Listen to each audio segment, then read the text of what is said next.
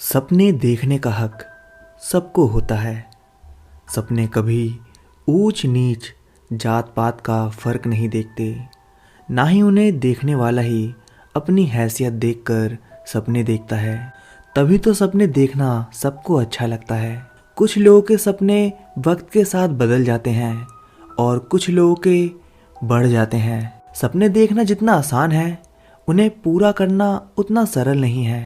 कभी कभी सपने देखने का अंजाम बेहद दर्दनाक भी हो सकता है। अतीत और वर्तमान को जोड़ती यह कहानी एक सपना देखने और उसके टूटकर बिखरने का सफर बताने वाली है। सन 1990, जयपुर, राजस्थान। मुझे नींद न आए, मुझे चैन न आए। 18 वर्षीय नर्मदा शीशे के सामने खड़ी अभी अभी रिलीज हुई फिल्म का गाना गा रही थी। अपने रूप को निहारने में वो इस तरह खोई हुई थी कि उसने ध्यान ही नहीं दिया कि उसके पिताजी दरवाजे पर खड़े उसे निराशा भरी नजरों से देख रहे थे। उस रात नम्रता की माँ को उसके पिता ने शिकायत करते हुए कहा, करती क्या रहती हो तुम सारा दिन? अपनी बेटी पर भी ध्यान दे लिया करो, कहीं ऐसा ना हो कि हमारी नाक कटा दे वो। नम्रता की माँ अपने पति की हर एक बात सुनती थी। आखिर ऐसा भी क्या कर दिया था उसकी बेटी ने? लेकिन पिता ने कहा था तो बेटी को थोड़ी डांट लगाना एक माँ के लिए अनिवार्य हो जाता है। क्या किया अब तूने? स्कूल से घर लौटने पर माँ की आवाज सुनकर नम्रता चौंक गई। मन में घबराहट भी होने लगी। उसने अगले दिन फिल्म देखने जाने का प्लान जो बनाया था, और इस बात का कहीं माँ को पता न चल गया हो। मैंने क्या किया? डरते हुए नम्रता ने कहा, कल रात को तेरे पिताजी बोल रहे थे कि लड़की हाथ से निकलती जा रही है। अपनी माँ की बात सुनकर नम्रता ने राहत की सांस ली, क्योंकि पिताजी की शिकायतें आम बात थी। माँ, आप तो जानती हो कि पिताजी को हमेशा ही मुझसे शिकायत रहती है। उन्हें मेरा कुछ भी कहना या करना पसंद नहीं आता। किसी फिल्म की बात करूं तो आंखें दिखाने लगते हैं, गाना गाऊं तो गुस्सा करते हैं। उन्हें तो मेरे पैदा होने से भी शिकायत रही है। ऐसी बात नहीं है। उसकी माँ ने सफाई देने की कोशिश की, लेकिन नम्रता आधी बात सुनकर ही वहां से चली गई। 2020, जयपुर, राजस्थान। राजशेखर सिनेमा को लोग भूतिया सिनेमा के नाम से जानते हैं। दिन में तो पूरी चहल पहल रहती है, लेकिन पिछले 30 सालों से सिनेमा में रात को कोई फिल्म नहीं लगती। यहाँ तक कि यहाँ रात में कोई रहता भी नहीं है। इसके आसपास का क्षेत्र भी ज्यादा आबादी वाला नहीं है। एक रात 2 चोरों ने बड़ी वारदात को अंजाम दिया और पुलिस से बचने के लिए राजशेखर सिनेमा में आ छिपे। वैसे तो सिनेमा के रखवाली के लिए एक चौकीदार रखा हुआ था, लेकिन वो भी दूर से ही सिनेमा की निगरानी रखता था। यार चंदू, मैंने सुना है कि ये सिनेमा भूतिया है। कुछ भूतिया वूतिया नहीं है, सब अफवाहें हैं, और आज रात पुलिस से बचने के लिए इससे सुरक्षित जगह नहीं हो सकती। दोनों चोर सिनेमा के अंदर लगी कुर्सियों पर बैठ गए। काशू, यहाँ आराम से बैठ सकते हैं और सो भी सकते हैं। तेरी तरह लोग भी इसे भूतिया समझते हैं, इसलिए कोई रात को यहाँ भटकता भी नहीं है। दोनों कुर्सियों पर पसर कर आंखें बंद कर सोने की कोशिश करने लगे। थोड़ी देर बाद दरवाजा खुलने की आवाज आने लगी। दरवाजे की आवाज से दोनों जाग उठे। काशू ने देखा कि मुख्य ऑडिटोरियम में जहाँ फिल्में प्रदर्शित की जाती है, वहां का दरवाजा खुला पड़ा था। नंदू, उधर देख। जब हम आए थे तो ये दरवाजा बंद था ना, तो अब कैसे खुल गया? नहीं रे काशू, दरवाजा वैसे ही बंद किया होगा, ताला वाला नहीं लगाया होगा, इसलिए हवा से खुल गया लगता है। चल अंदर चलते हैं, वहां मस्त कुर्सियां लगी हुई हैं, आराम से सोएंगे।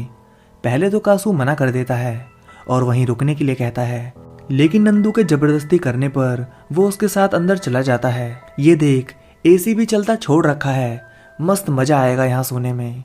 नंदू ने कहा ही था कि अचानक से दरवाजा जोर की आवाज से बंद हो जाता है। काशू और नंदू घबरा जाते हैं।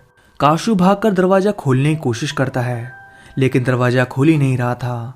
नंदू भी उसकी मदद करता है, लेकिन उनके प्रयासों का कोई असर नहीं होता। ठंडा कमरा और ठंडा होने लगता है, लेकिन उन दोनों के पसीने छूट रहे थे। यार नंदू, ये क्या हो रहा है? काशू सहमी आवाज में नंदू से पूछता है।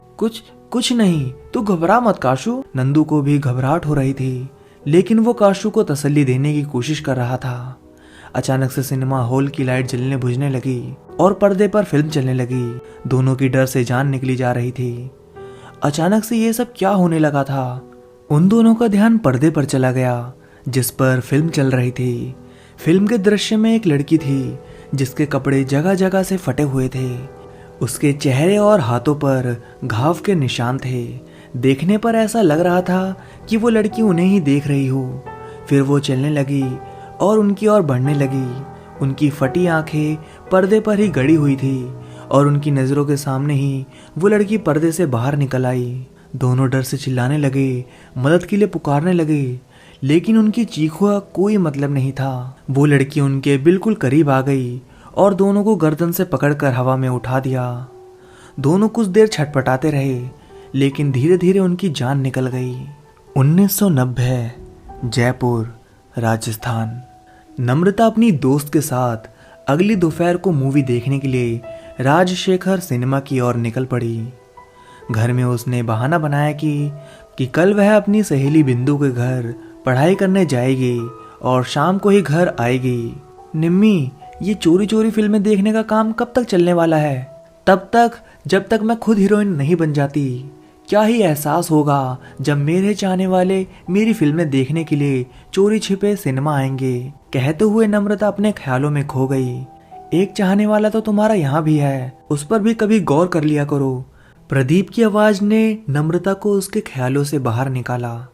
प्रदीप राजेश शेखर सिनेमा के मालिक राजेश कुमार का बेटा था। नम्रता का राजेश शेखर सिनेमा में फिल्में देखने आना आम बात थी और वहीं प्रदीप ने उसे देखा था। प्रदीप नम्रता की खूबसूरती का दीवाना था। सच कहूं नम्रता, तुम्हारी खूबसूरती के आगे तो माधुरी जूही जैसी हीरोइन तो कुछ भी नहीं है। तुम्हारे साथ बातें करने का मेरे पास समय नहीं है, मुझे ये फिल्म देखनी है, नम्रता ने झल्लाते हुए कहा। दोनों जब राजशेखर पहुंची तो सारी टिकटें बुक हो चुकी थी। नम्रता को इस बात पर बहुत निराशा हुई। उसका चेहरा रोने जैसा हो गया था। क्या हुआ, टिकट नहीं मिली? उनको निराशा देखकर प्रदीप उनके पास आया। मेरे पास 2 एक्स्ट्रा हैं, तुम चाहो तो मैं तुम्हें दे सकता हूँ। प्रदीप के एक हाथ में टिकट देखकर नम्रता का चेहरा खिल गया और उसने टिकट लेने के लिए हाथ आगे बढ़ाया, लेकिन प्रदीप ने अपना हाथ पीछे खींच लिया। लेकिन मेरी एक शर्त है, तुम्हें मेरे साथ बैठकर फिल्म देखनी पड़ेगी।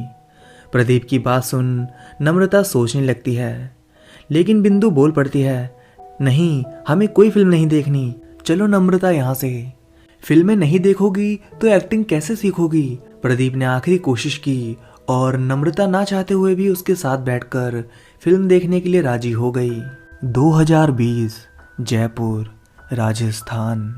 सिनेमा में हुई अन्य मौतों की तरह ही उन चोरों की मौतों के मामले को भी राजशेखर के मालिक द्वारा रिश्वत देकर रफा दफा करवा दिया गया था। राजशेखर का मालिक उसे बेच देना चाहता था, लेकिन उसके भूतिया होने के कारण कोई उसे खरीदना नहीं चाहता था।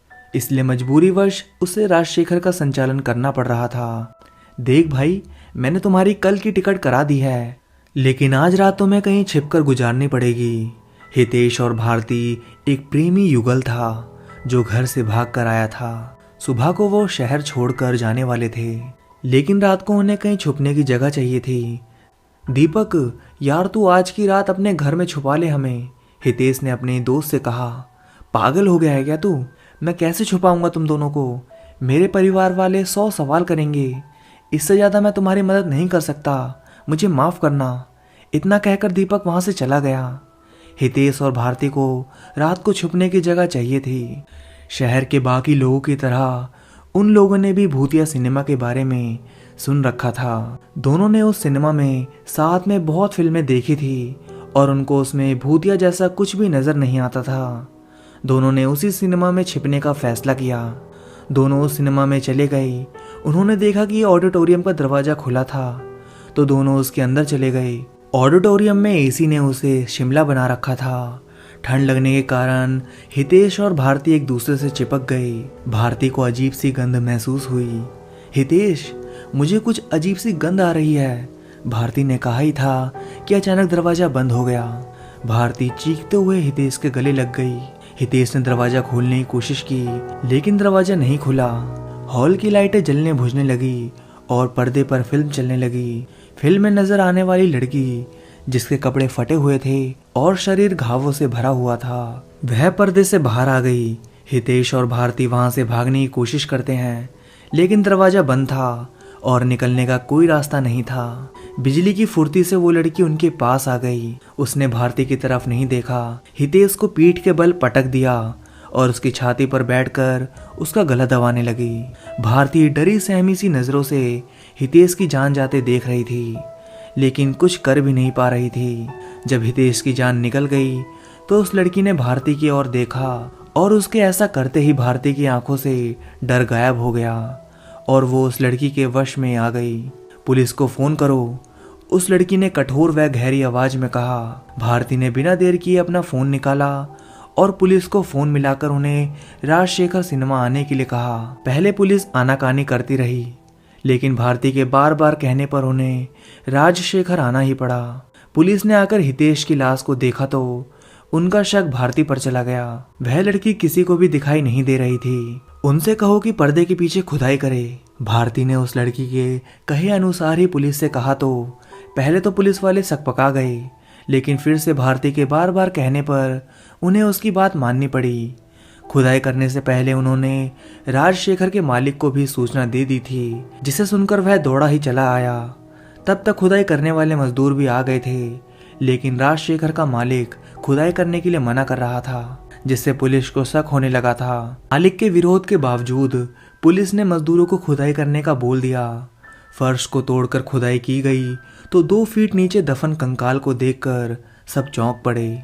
पुलिस राजशेखर के मालिक से पूछताछ करने लगी, लेकिन वो कुछ भी नहीं बोल रहा था। तू सच नहीं बताएगा प्रदीप?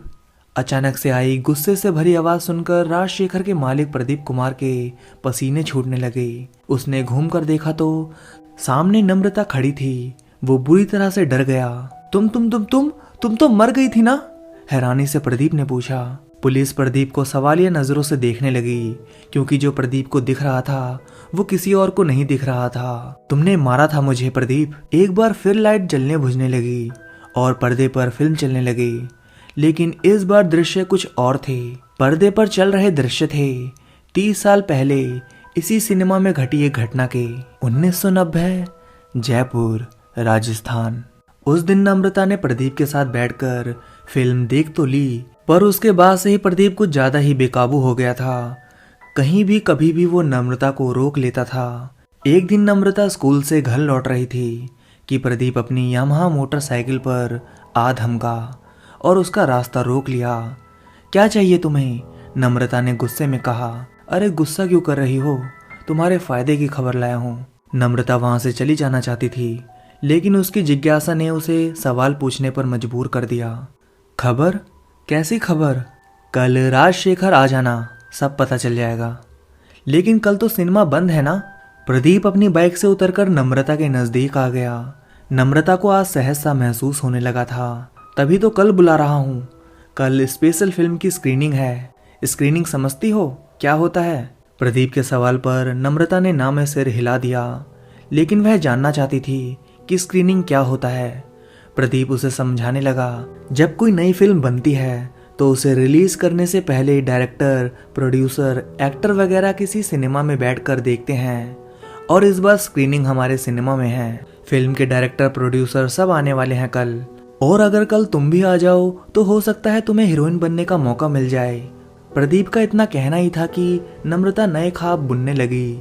उसे हीरोइन बनना था और मौका खुद उसके पास चलकर आया था, वरना वो तो भागकर मुंबई जाने का सोच रही थी।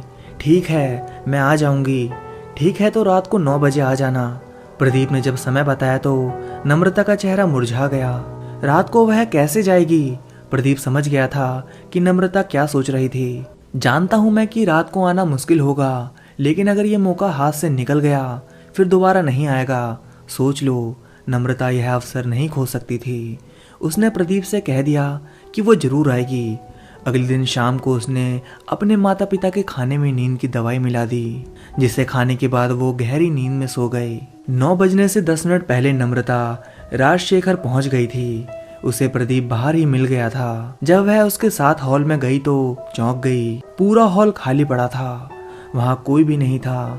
उसने पलटकर प्रदीप की ओर देखा, जिसने हॉल का दरवाजा बंद कर दिया। नम्रता को प्रदीप के इरादों का भान हो गया था, लेकिन तब तक बहुत देर हो चुकी थी। नम्रता ने खुद को बचाने की बहुत कोशिश की, लेकिन वो प्रदीप के हाथों अपना बलात्कार होने से नहीं बचा पाई। प्रदीप उसके साथ जबरदस्ती कर रहा था। तब नम्रता जोर से गिर पड़ी, जिससे उसका सिर फट गया और खून बहने लगा। फिर भी प्रदीप उसे नोचता रहा। आधी रात के बाद प्रदीप ने देखा कि नम्रता मर चुकी थी। वह घबरा गया। सिनेमा में पर्दे के पीछे कच्ची जगह थी। प्रदीप ने वहां गड्ढा खोदकर नम्रता की लाश को दफना दिया। किसी कारण से अगले 3 हफ्ते तक सिनेमा बंद था, इसलिए प्रदीप को सबूत मिटाने का समय मिल गया था। नम्रता के माँ बाप ने उसकी गुमशुदा की रिपोर्ट दर्ज करवाई, लेकिन लोगों ने मान लिया था कि नम्रता भाग गई थी। कुछ समय तक पुलिस उसकी तलाश करती रही, लेकिन कुछ भी हाथ न लगने के कारण उसका केस बंद कर दिया गया। 2020 जयपुर, राजस्थान। पर्दे पर चल रहे दृश्य को देखकर सब हैरान रह गए। आज 30 वर्ष बाद नम्रता की गुमशुदगी का केस सुलझा था, जो खुद नम्रता ने सुलझाया था। उस घटना के बाद से ही नम्रता की आत्मा राजशेखर सिनेमा में कैद होकर रह गई थी और इंसाफ के लिए तड़प रही थी। रात को आने वाले हर आदमी को वह मार डालती थी, क्योंकि उन पर वह काबू नहीं कर पाती थी। जैसे मरने से पहले वो प्रदीप पर काबू नहीं पा सकी थी। आज से पहले कोई लड़की रात को सिनेमा में नहीं आई थी, और आज भारती के रूप में नम्रता की मुक्ति ने सिनेमा में प्रवेश किया था। प्रदीप ने अपना गुनाह कबूल लिया था। अपनी बेटी के लापता होने की सच्चाई जाने बिना ही नम्रता के माता पिता इस दुनिया से जा चुके थे। नम्रता का अंतिम संस्कार बिंदु ने किया, जो अपनी सहेली के साथ हुई घटना को जानकर स्तंभ थी। आखिर क्या कसूर था नम्रता का? बस इतना ही कि उसने एक सपना देखा था हीरोइन बनने का। सपना देखने की कीमत उसे अपनी जान देकर चुकानी पड़ी। तो कहानी बस यहीं तक थी। तो दोस्तों, इस कहानी से आपको क्या सीख मिलती है, कमेंट करके जरूर बताइएगा। और अभी तक आपने इस वीडियो को लाइक नहीं किया है तो अभी के अभी इस वीडियो को लाइक कर दीजिए। और अगर आपको कहानी अच्छी लग रही है मेरे चैनल की, तो अभी के अभी मेरे चैनल को सब्सक्राइब कर लीजिए, क्योंकि ऐसी ही कहानियाँ मैं आप सभी के लिए हमेशा लेकर आता रहूँगा। और इस कहानी के लेखक हैं मनप्रीत कौर।